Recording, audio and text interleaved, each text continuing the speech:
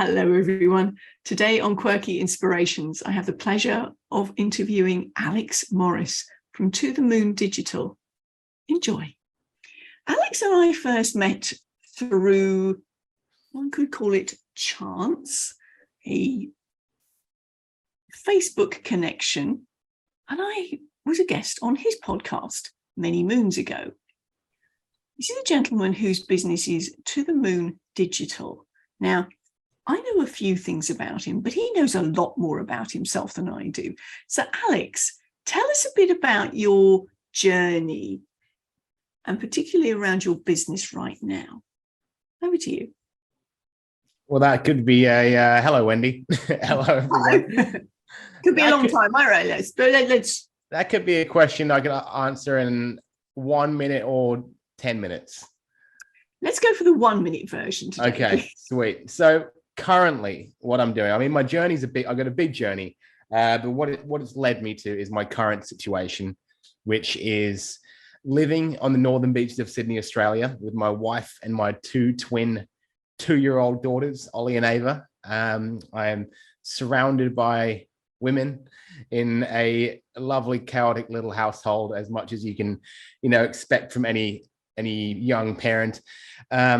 I run a digital marketing agency called To the Moon Digital, as you so kindly mentioned already. And we basically help small business owners, mostly in the coaching, consulting, online space, to just get their name out there on social media.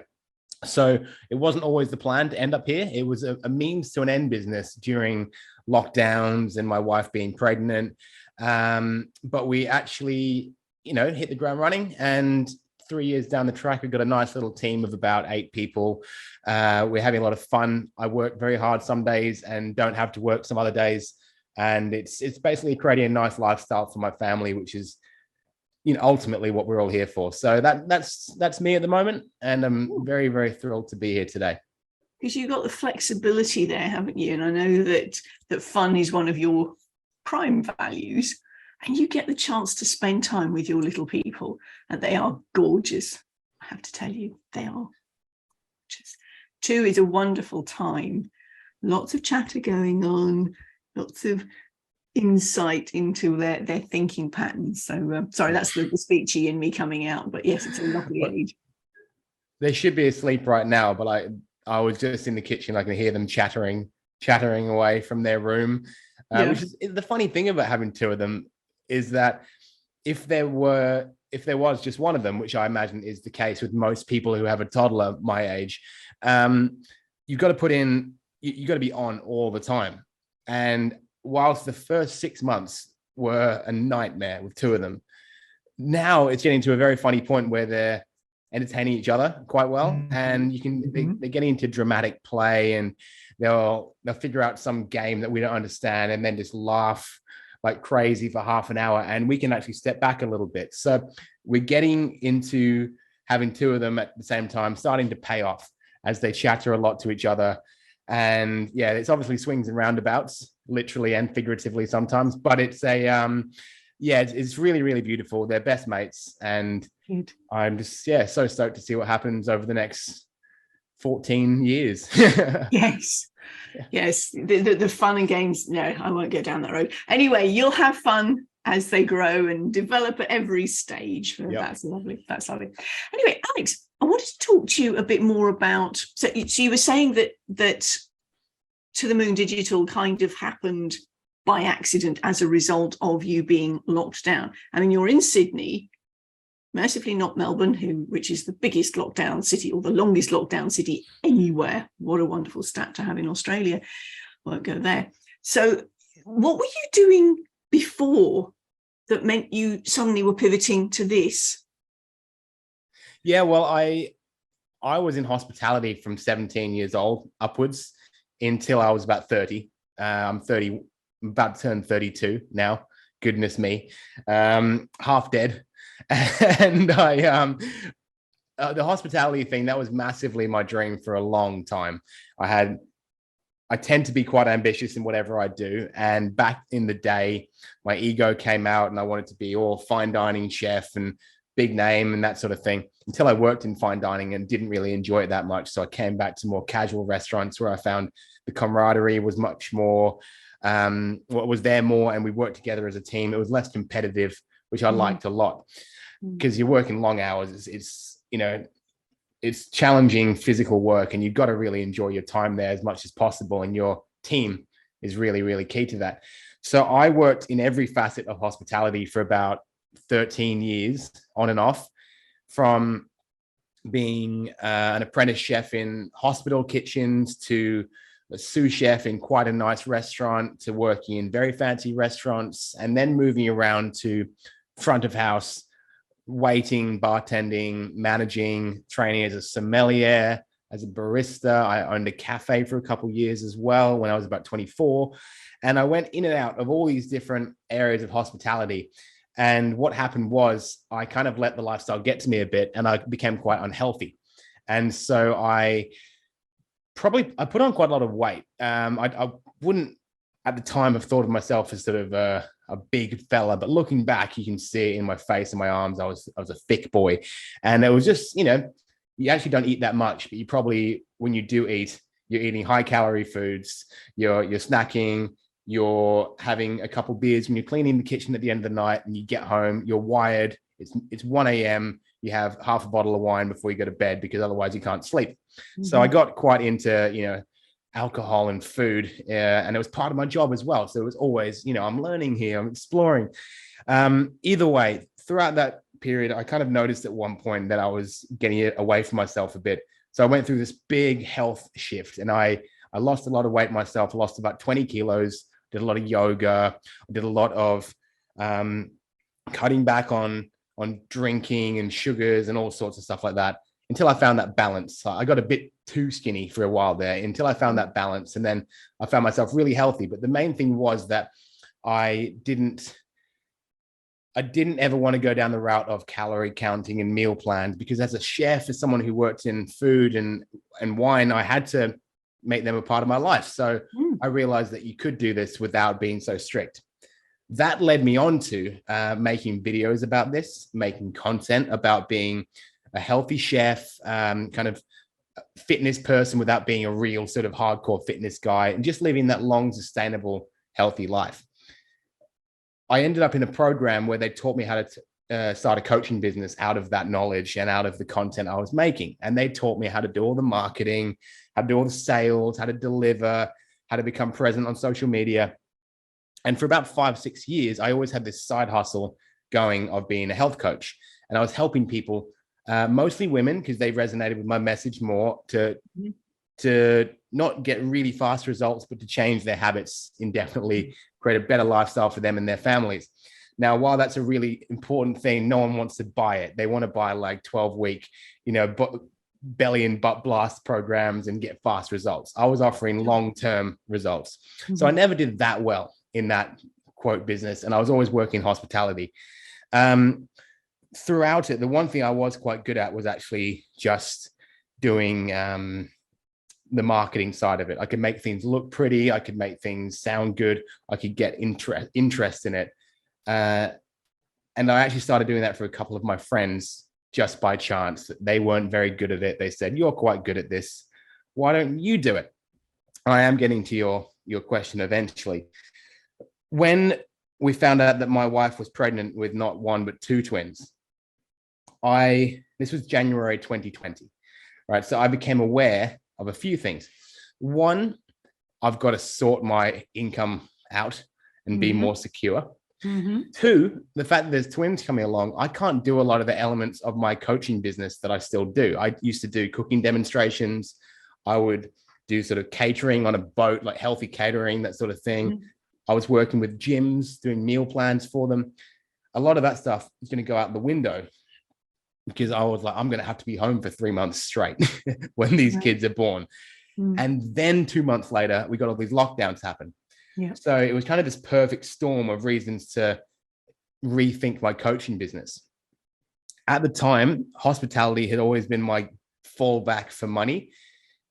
And I saw kind of a chance to really secure us throughout that 7 or 8 months. When Ali was pregnant, she wasn't working because she was Twins. worried about her babies, right? Yes, of course. In a very unsure time. So I worked full time in my friend's burger restaurant, which was operating as a very busy takeaway.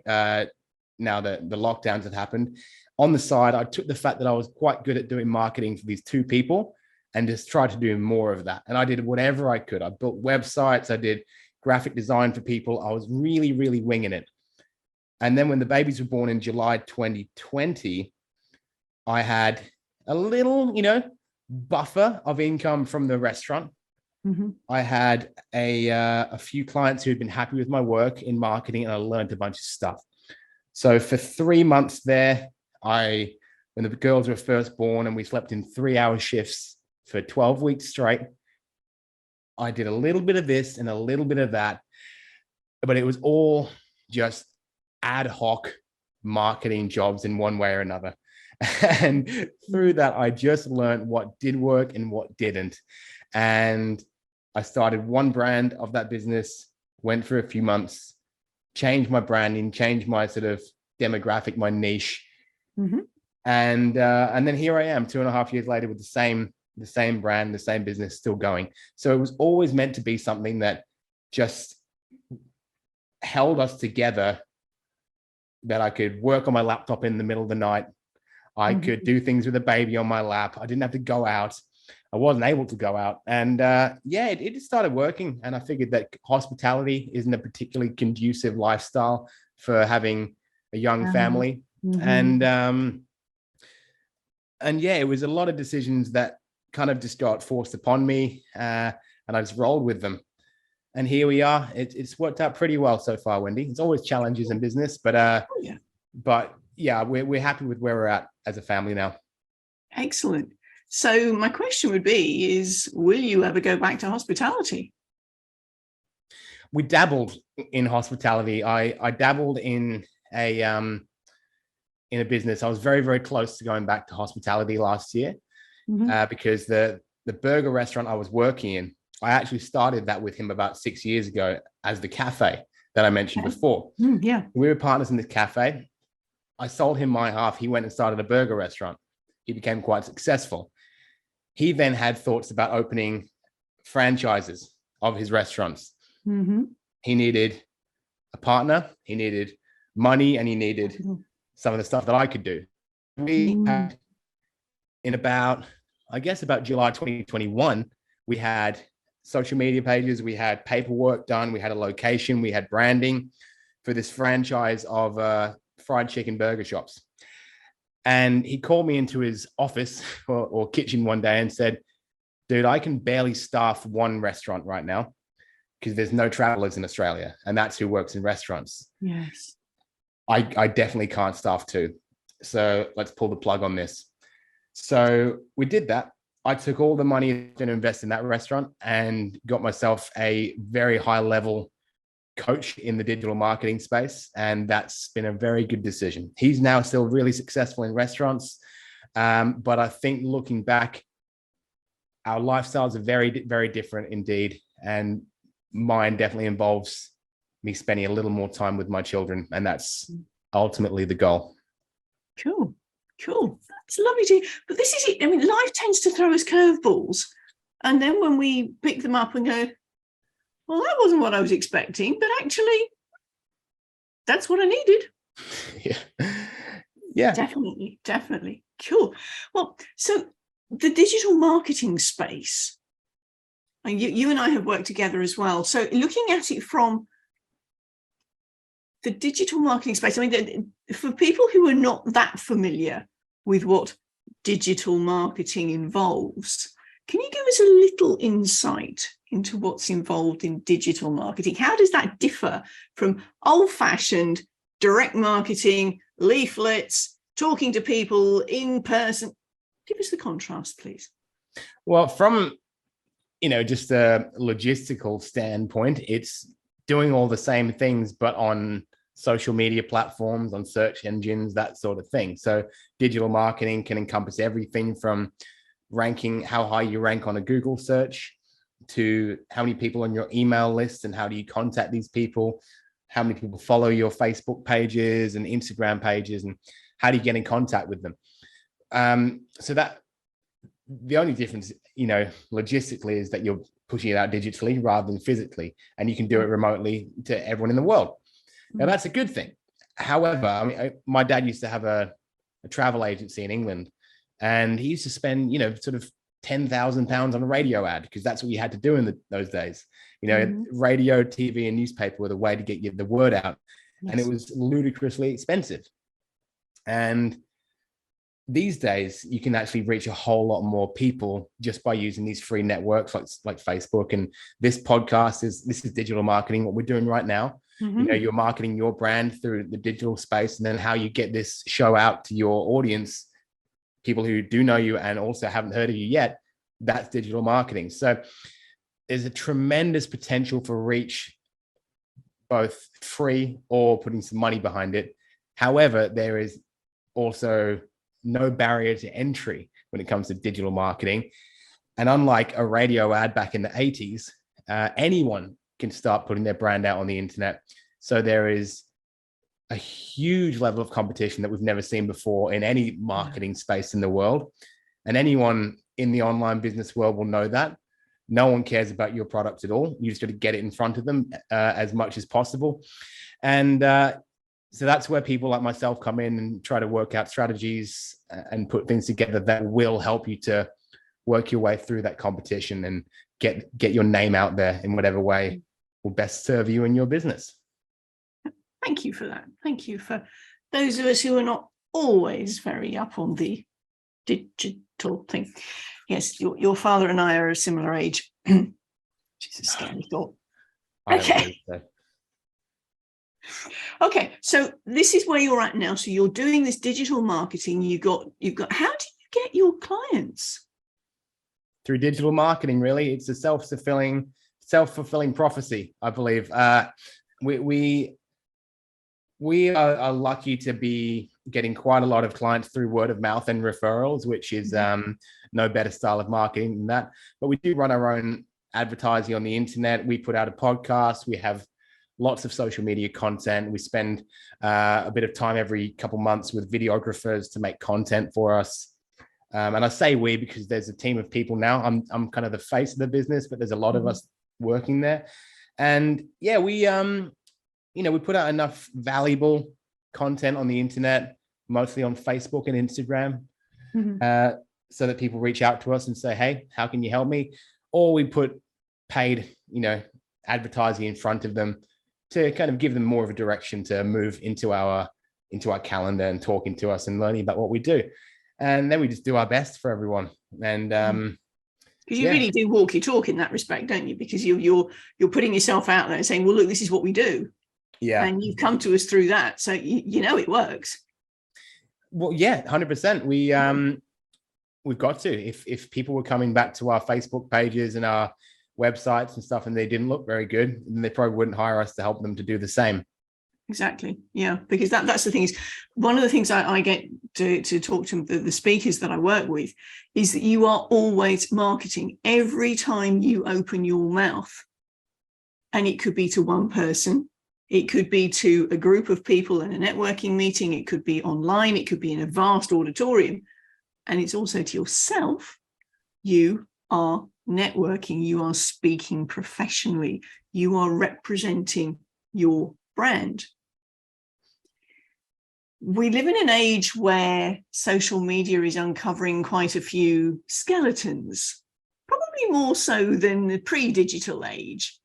And you kind of think, well, people will put themselves on a pedestal or will allow other people to put themselves on a pedestal. And then somebody delights in finding the door to the closet and opening up all those skeletons. Yeah. And then suddenly the fall from grace is meteoric. So again, this is where I suggest to people to be an open book. You're not going to share the whole world your secrets because that's not appropriate. However, if you walk your talk, then you're going to be seen as authentic.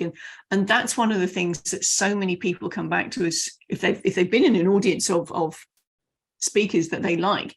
The first thing I ask them is, what was it about them that attracted you? authenticity comes back every single time. Yeah. Because there's that part of our brain that goes, yeah, something's not right here. I smell a rat. Cool. Thank you. So that's it. We're always marketing. Whenever we appear physically, digitally, we're always selling ourselves. And that selling ourselves in here is also very important. Yeah. My experience is if you tell yourself something you can't do, well, as Henry Ford said, whether you believe you can do it or whether you believe you can't do it, you're right. Mm. So I'm coming round to tell us a bit more about, because you've got a Facebook page, haven't you? I've got lots of pages, yeah. Facebook, Instagram, groups, yeah, multiple of everything. We're walking the talk. Walking your talk, great. So in terms of your Facebook pages, your Instagram pages, I mean, all of that stuff we'll put in the show notes. So looking for the best way of getting hold of you. Are you on TikTok as well? Well, we're on TikTok, we're on LinkedIn, we're on YouTube, but I don't download these apps on my phone. So we put out content on these platforms, but I try not to use them myself.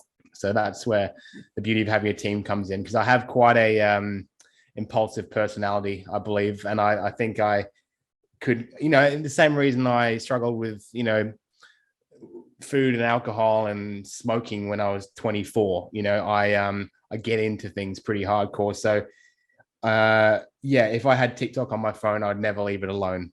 How can I make a video? How can I, So yeah, we're on every platform, but I only really try and act on Facebook because that's where my day-to-day job is. The rest of it is all kind of just vanity and shiny things. Sure. And picking up on that, I was part of a challenge that you did. Was it last year? Yeah, the offline life challenge. Last year, wasn't it? Yeah, the offline challenge. Now, the thing that really grabbed my attention was here's a digital marketer with an offline challenge. I mean, you live online. Can you share with our audience what that was all about? Well, it's something I realized about myself as I became a full-time computer guy, laptop worker, was that this isn't where my body enjoys to be and my mind enjoys to be, in this office every day, looking into this webcam. I love the podcast. I love the delivery to my clients, but I get Zoom fatigue in a big way. And when I see things like the metaverse, which was huge last year, the metaverse, virtual reality were all coming up, and you saw people in lockdown just hanging out in these virtual digital communities, and then the world opens up and no one goes back to work. They stay on remote work. When they finish work for the day, they're relaxing in front of a screen.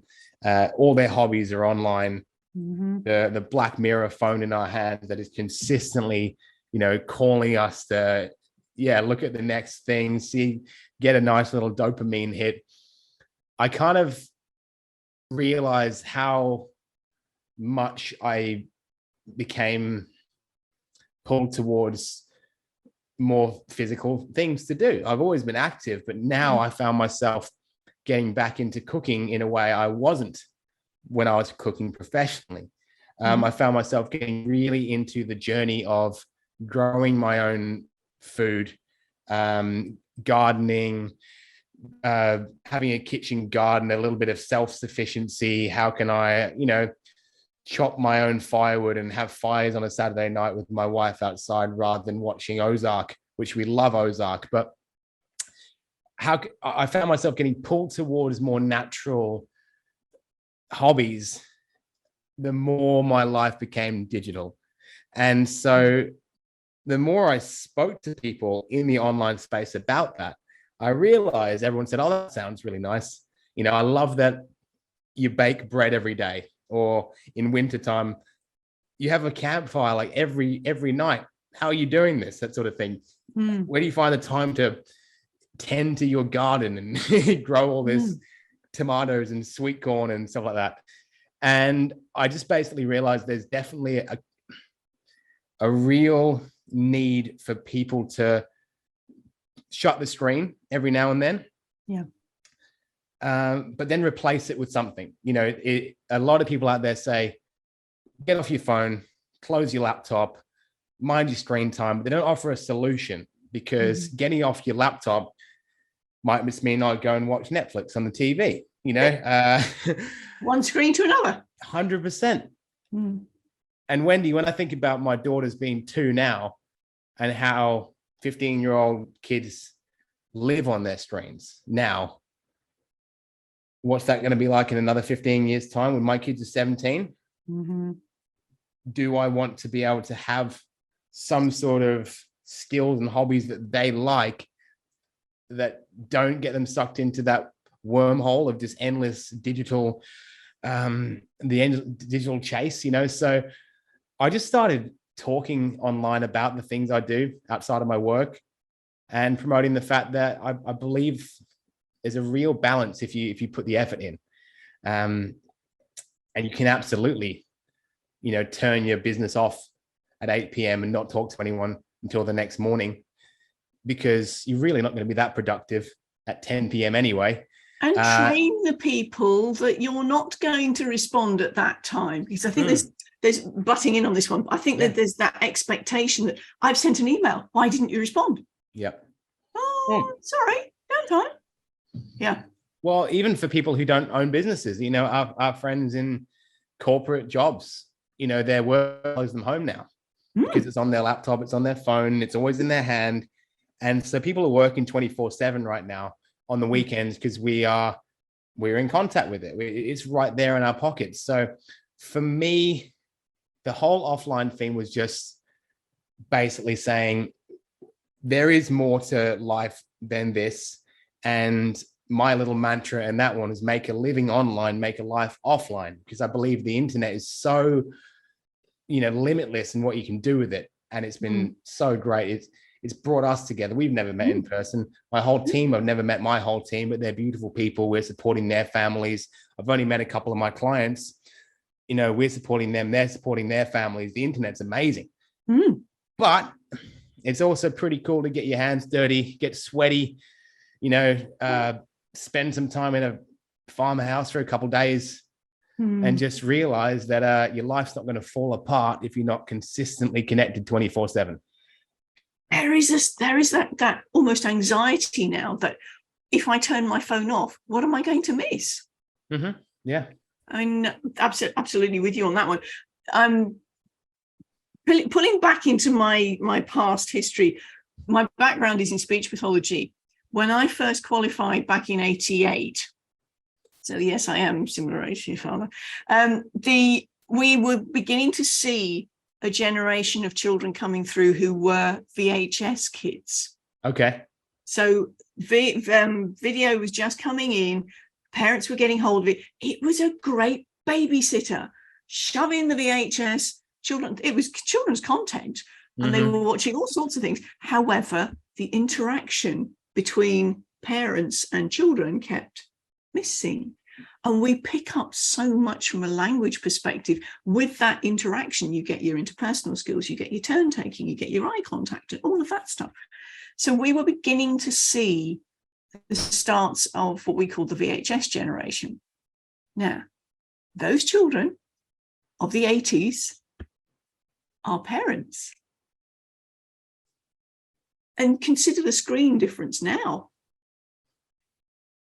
I've wandered down the streets and you see little people in buggies as early as 8 months, 10 months, slightly older sometimes, with play phones, all real ones. I've been in the airports when the days when we could travel, and you'd see a whole family sitting in a cafe, including a 3-year-old, a 5-year-old, both on their iPads. Nobody's talking to each other. We're now seeing interpersonal skills really dropping dramatically. I haven't worked with children for a very long time in the speechy department, but I know that language delay is on the increase.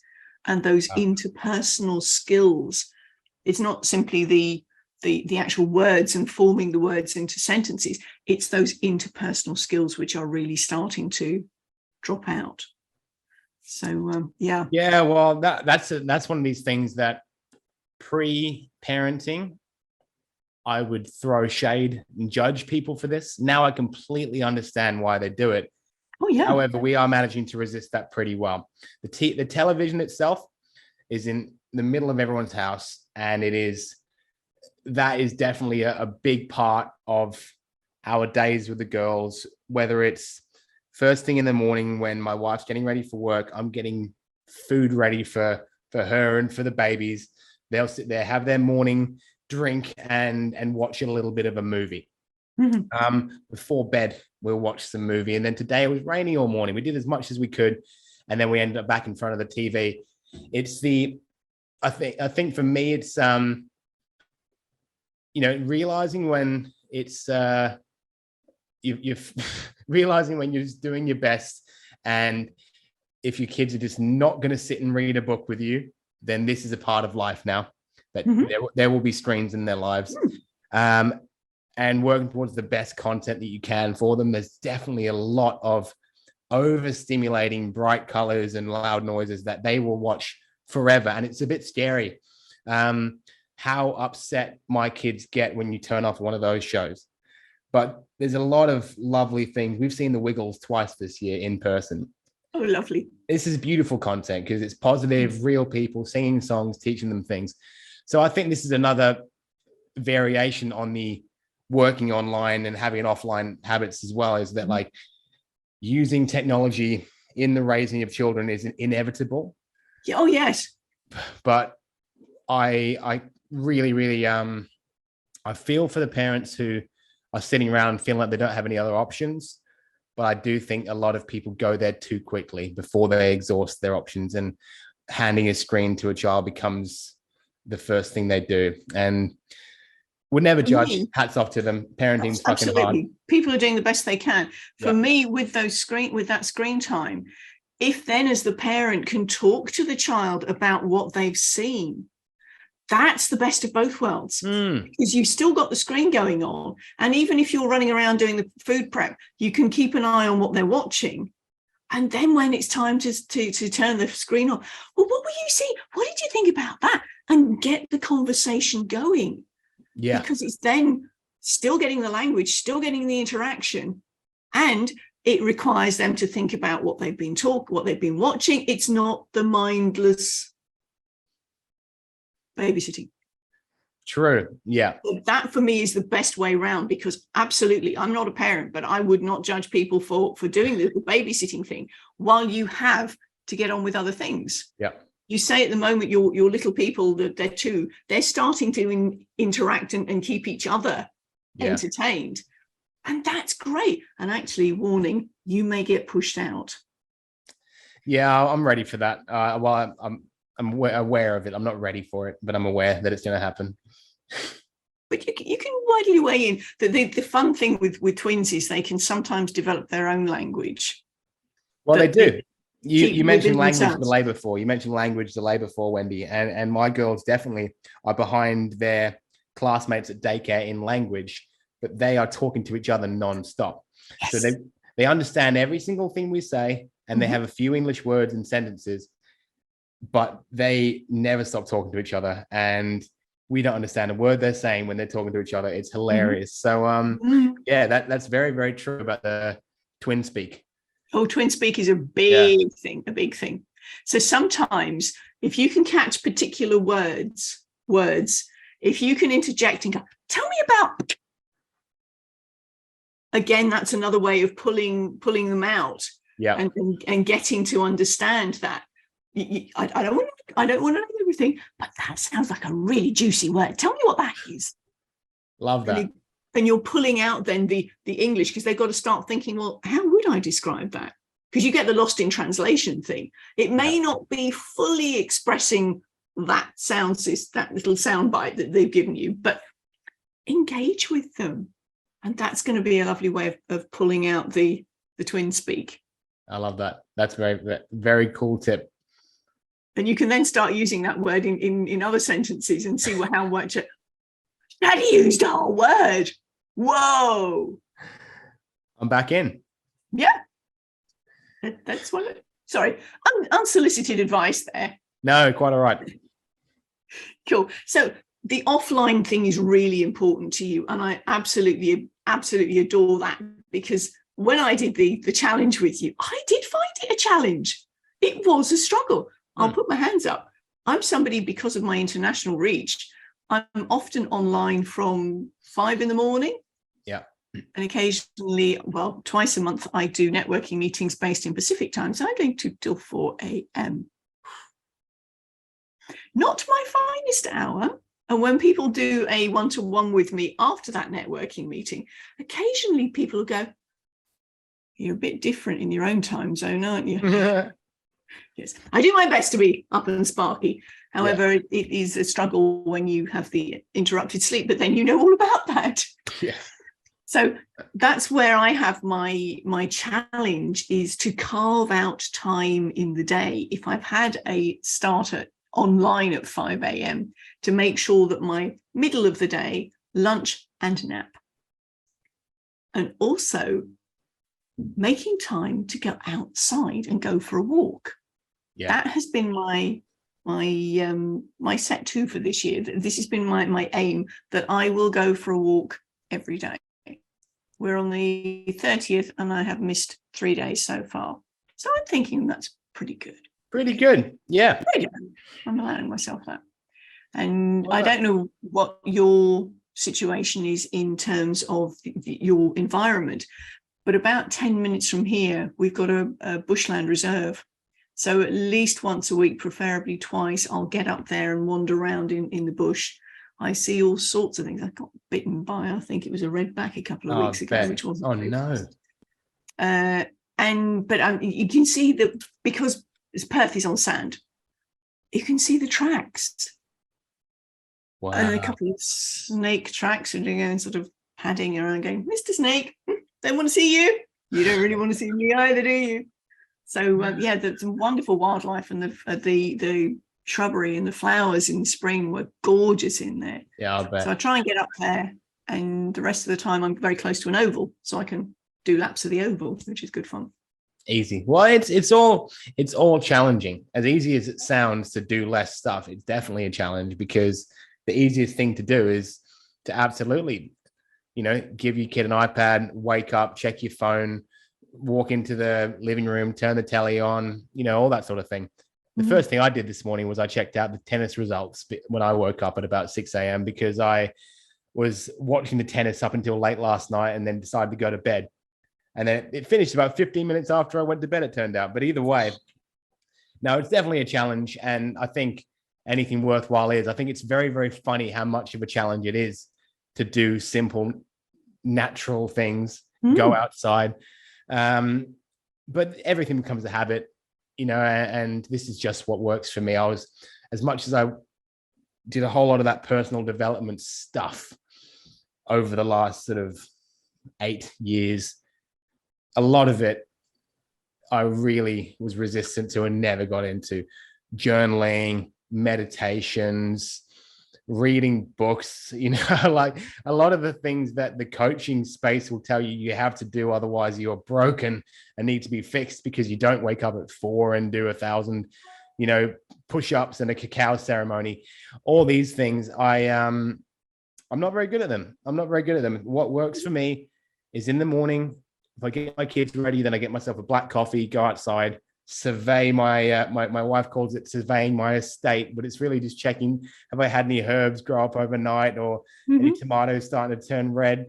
And and then just little things. I've got a loaf of bread proving out there. I bake sourdough every day or two, and it's all these little things that just take us out of our work, because the work is always going to be there in this virtual world. So it's definitely a challenge for everyone, Wendy. So guilt doesn't help anyone, though, does it? No, it doesn't. And it certainly, guilt and shame do not change anybody's actions. So, okay. Now, the name of this podcast is Quirky Inspirations. Shifting gear a minute. The reason being that a number of people have said to me that I'm quirky. No. I think that's possibly a nice way of saying something else. Anyway, quirky is what I've been described as. And I'll be honest that most of the people who are attracted to me have a level of quirk themselves. So I'm wondering, Alex, do you have something that's quirky that you'd like to share with us? Well, I've been thinking about this because I think there's a lot of things that are what you'd say different about me from a lot of people I work around. One is, how much pride and energy I put into little things like my sourdough starter and staying up late at night watching 5 ways to grow a ton of different sweet potatoes in one garden bed. I have I'm this outwardly business owner who gives you all this advice on marketing and reach and everything you need to know to promote digital businesses. But as soon as the laptops closed, I couldn't stand to read a business book. I do not check out what other business owners are doing. I don't consume their content. I get as far away from it as possible. And I get excited about going to the garden center and, making my own compost and potting mix and writing a garden plan. In my notebook here, I've literally got a drawing of my garden and all the different things I'm going to plant, in the next couple of months. It's all ready to go. And this got me into this lovely self-sufficiency journey. And I guess the quirkiest thing about me is that I've got what I call in the garage. To my wife's dismay, I call it the bunker. And it's not a bunker by any means, but I always try to have everything we need for, a month's worth of food and water down there, medical supplies, toilet paper, Band-Aids, torches, water purification tablets, all this stuff that I think that 2 things happened last year or the last couple of years. One was we saw that a system can shut down pretty quickly. And we're all at the whim of whatever, a politician says every day. And so many people got in trouble when suddenly there was not enough food on the shelves, or they didn't know how to cook, or they lost their jobs because of some rules that were put out. And that was very interesting to me. And then also having the girls around, I started off just by buying water and powdered milk and having always a set of that downstairs. But then I found myself making spreadsheets, and I found myself ordering things online and reading books about it. And I'm a bit of a low-key prepper, I would say, is the quirkiest thing about me that people would make fun of me the most for. Cool. Oh, it's not about making fun. I mean, in terms of having stocks, supplies, I used to live in the north of Scotland. And when I first moved into this particular place, we were up a hill. I mean, it was nothing unusual to get a meter of snow overnight. Right. And so then I was actually fortunate to be reasonably close to the road, but our close was not adopted, so it was never cleared. So we'd wait for the local farmer to come in with his JCB and with a bucket on the front for a bottle of whiskey, I may add. And I was in malt whiskey country, of course. So when I moved in there, I was advised, well, we were advised, my husband was alive at that point, have 3 weeks worth of supplies in. Yeah. Always, every winter, we had 3 weeks worth of supplies in. So when it came to lockdown and the toilet roll debacle, I mean, it wasn't even a gastric bug, but hey, I'm not going. How funny was that? Well, that's funny because I think everything that I do in terms of grow a few vegetables, bake your own bread, have everything you need down in the shed or in the garage. I feel like this was pretty normal quite a long, just a couple decades ago, or in most parts of the world. And, I'm a dad now, and I don't know how to do so much of the dad stuff, fix things. And because you don't need to, you can order a handyman off an app to be here today. But I think my male sort of instinct to provide and protect has really been elevated since these two little girls came along. So I'm like, okay, if we get in real trouble, can I start a fire? Can I feed us? Can I, eat? Can I get a deer? Not that you can get a deer in suburban Sydney, but you know what I mean. All these skills I feel are important. Yeah. And there've been a few factors, but becoming sort of hyper masculine in a house full of females has been one of them. And I think it's just it's given me a perspective on, I probably wouldn't be doing any of the stuff I'm doing if it was just me living by myself. I'd probably live the way most city slickers live, go to wine bars, eat out at restaurants, everything on an app. But I just feel like they're important skills to pass on to your kids and to have if, God forbid, something did hit the fan. Yes. And that's probably my quirk for your podcast there, Wendy. Thank you. And the other thing is around the inspirations. As you know, I'm all about words. And one of the things that it took a while, like over 50 years, to identify one of the scripts that I had been running. Because when I was 2, I had to have surgery on my finger and my parents weren't allowed to stay in hospital. And when the double doors closed and I'm shouting and screaming and nobody came for me, this little 2-year-old, same age as your little ones, made the decision that her voice didn't matter. Everybody else's voice did, but hers didn't. Well, nobody came for me. And as you know, at 2, it is entirely appropriate that you are the center of your world. Yeah. So if something doesn't happen, it must be my fault. Now, that was a very deeply buried script I was running. The fact that other people's voice mattered, I became a speech pathologist. Go figure. And when I stopped being a speechy and I've been working with speakers, it's all around other people's voice mattering, getting other people out on stage. And then my coach gave me a poke and said, you're still running that script, don't you? What about you getting out on stage? Your voice matters. So when people come to me and say I wouldn't know what it's like, I'm a reluctant speaker, I go, well, actually, I do know what it's like. So my script has flipped from my voice doesn't matter to my voice does matter, and I'm sure I'm going to get it out there.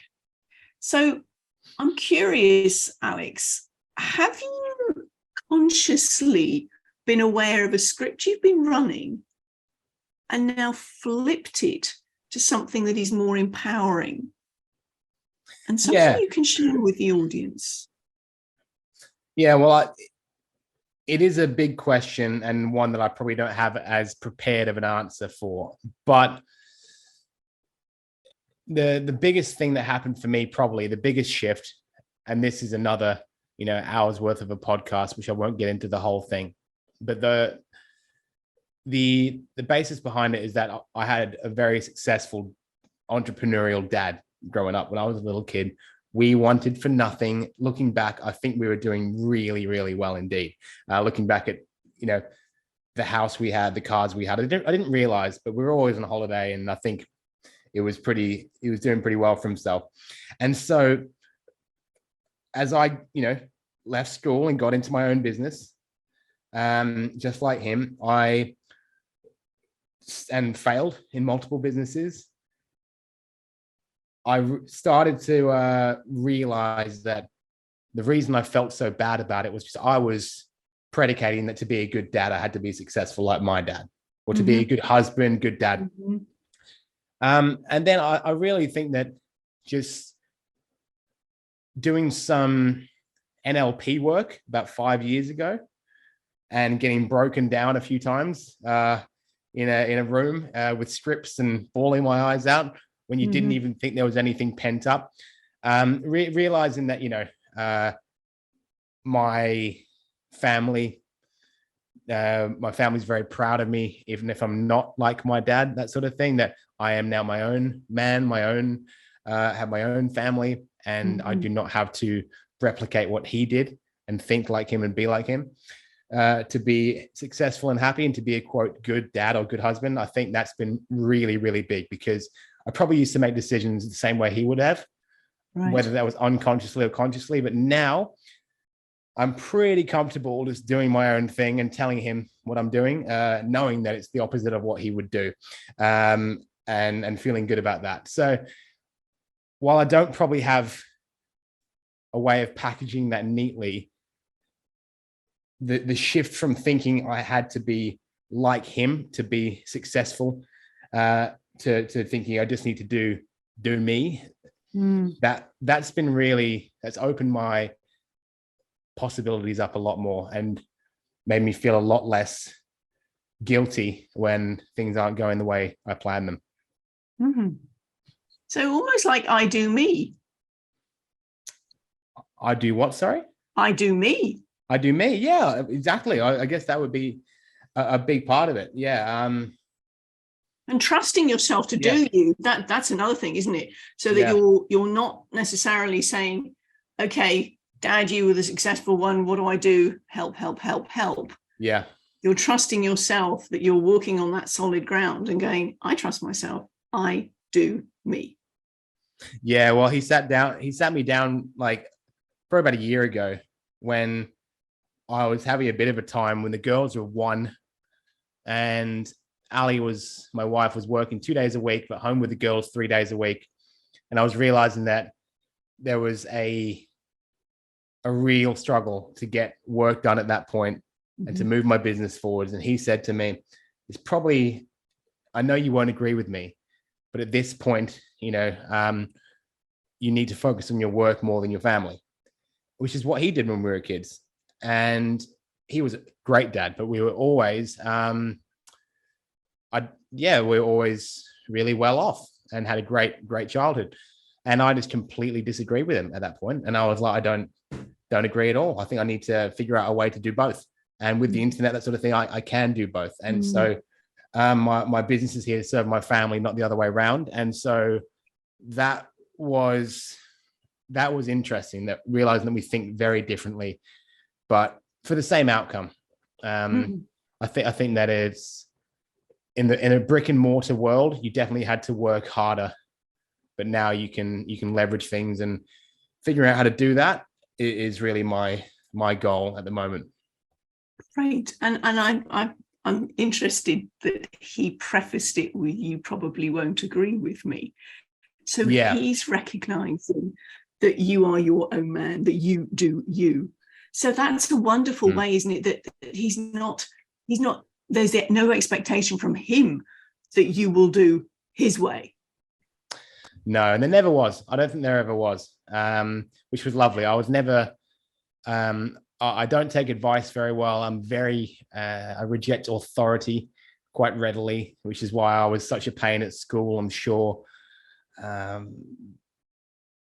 But my parents will often preface any advice with that sort of frame of, dare I say, if I should be so bold, but we get there in the end.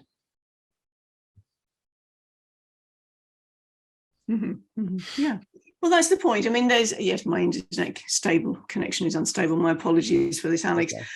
I trust that we will, the gem that you've just dropped, I trust that the recording will pick that up.